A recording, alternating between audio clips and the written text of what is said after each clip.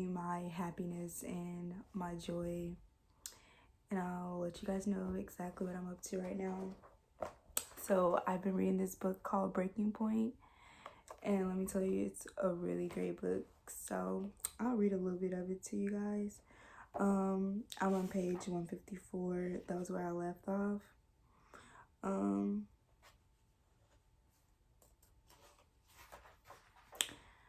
Okay, so this poem is called Kick. I'm gonna read it to you guys. Kick.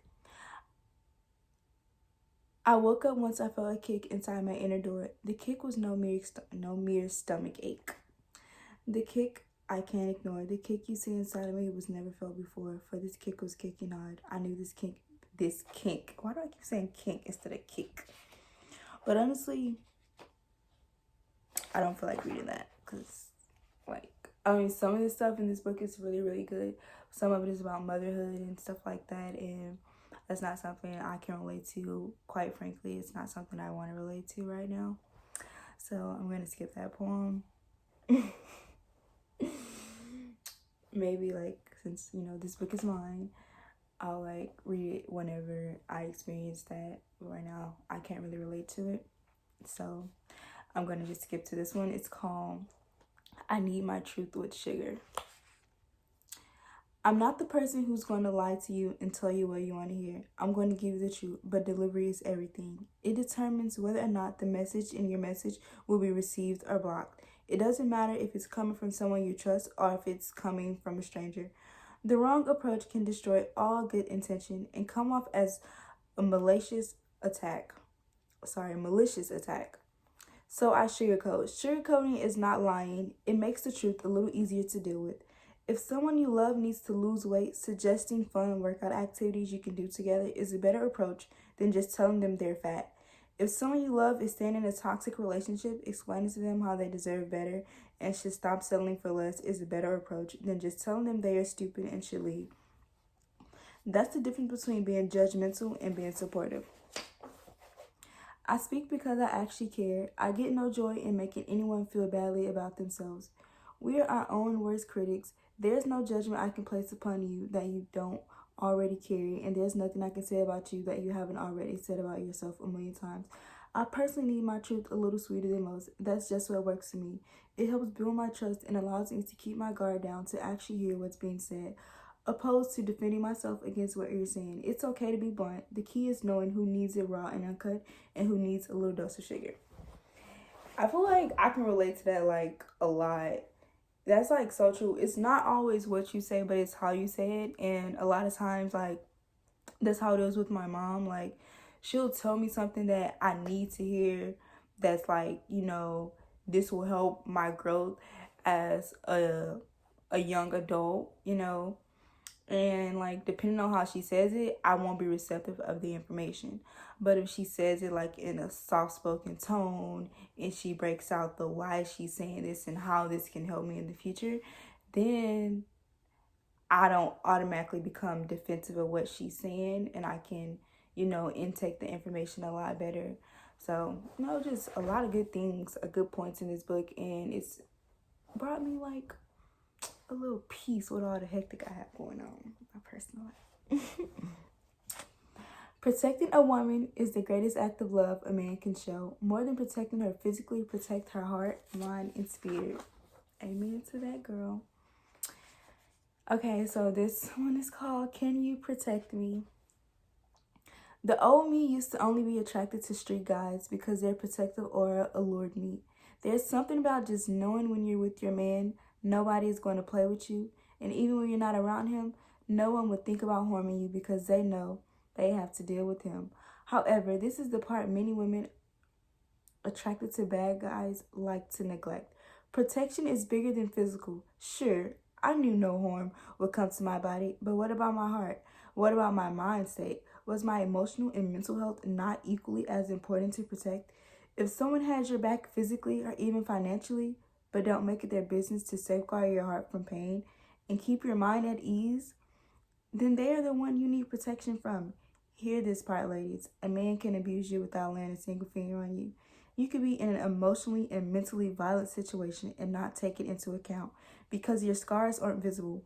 Wounds are wounds. Whether you got bruises for the entire world to see or you got internal emotional bleeding, you can still die. So protect yourself. Protect your sanity. Protect your energy. Protect your heart. If you happen to come across a man who wants to help protect where others seek to harm, keep him. Amen, sis. Keep. But coming across them is rare. Let me get a little water. All this reading.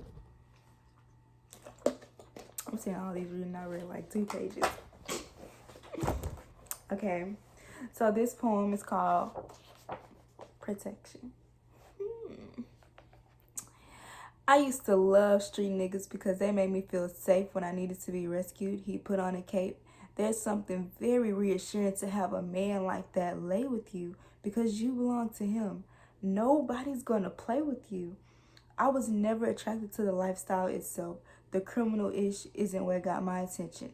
I was attracted to his masculinity. See, I just wanted the protection.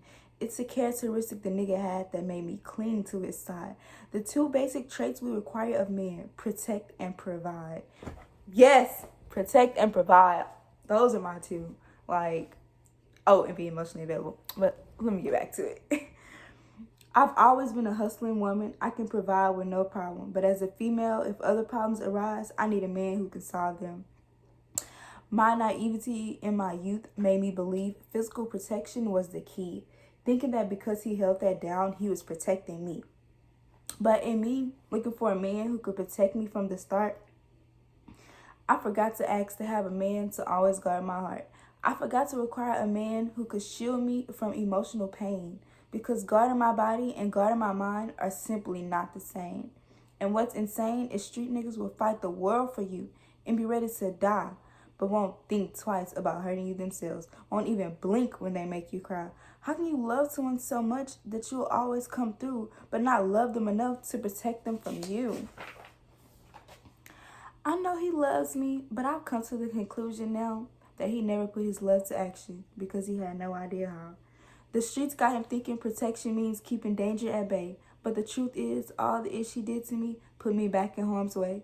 So I stand here today and ask myself, are you ever going to protect me, keep me safe from all that other ish, and really respect me? Can you protect me from staying up all night, blowing up your phone? Can you protect me from waiting by the door for you to come home? Can you protect me from not feeling good enough and being insecure, from having doubts and second thoughts, always being unsure? Can you protect me from competition, feeling like you pick and you choose, battling another girl for your heart when we're both going to lose? I need you to protect me. Put some bars on this place. With all the things you put me through, I never feel safe. I was out there trying to make sure I won't get touched by a stranger, not realizing the man I lay with at night is the one who puts me in danger. Not danger like putting his hands on me, because I would never suffer in silence. Who do you call when the abuse you face is it? Who do you call when the abuse you face is emotional violence? Internally, I'm dying, crying, yet not making a sound, because he confused keeping me low with holding me down. Being tough is no longer enough. I need to experience joy, reaching for a man to take my hand. I've outgrown the bad boy. What I've learned in adulthood is a man could have his life on track, but just because he's not a thug doesn't mean he won't have your back. Being black and being a woman means always being at war. I can't settle for no weak man. That's what the soldiers are for. I need the best of both worlds. A man like that is perfection, guarding my mind, body, and heart. I need that protection. I felt that. Like, for real.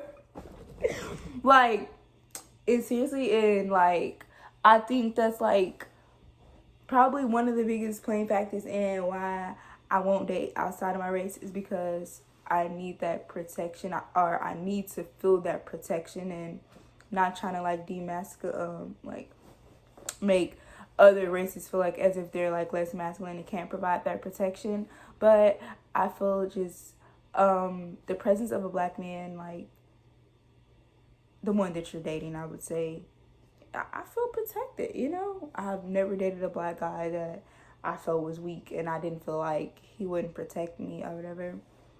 Now, we get deep into other situations and basically how the world has indoctrinated the minds of men of color. Sometimes they don't even step in and protect black women, but sometimes I don't necessarily fault them because, like when I said, when you go back generations to generations, back when slavery was going on, that it was put into black men's mind to not protect women of color. The master could go and rape a woman of color who could have been your daughter or your wife or your cousin or just simply someone that was sold to your master, and you would be punished for trying to protect that woman. So boom, it started there. A black man was punished for trying to protect another woman of color, and then you go on to segregation. I think I pronounced it correctly. Whatever. And the same thing would happen. A black man trying to protect a black woman, he gets thrown in jail and he's legally enslaved. Then you go to the civil rights movement. Same thing going on around, Malcolm X and Martin Luther King era.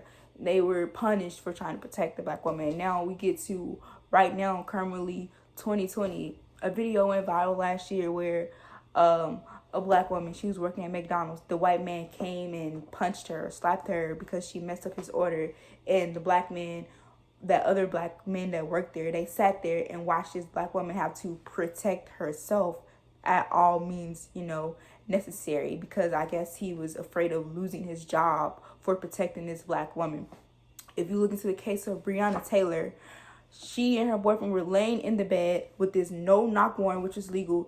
Felt like someone was breaking into their house. He went, shot back, trying to protect him and his queen. And these authorities had the audacity to try to charge him with the murder of Breonna Taylor. So you see, it's like it's a slap in the face for him trying to protect his queen.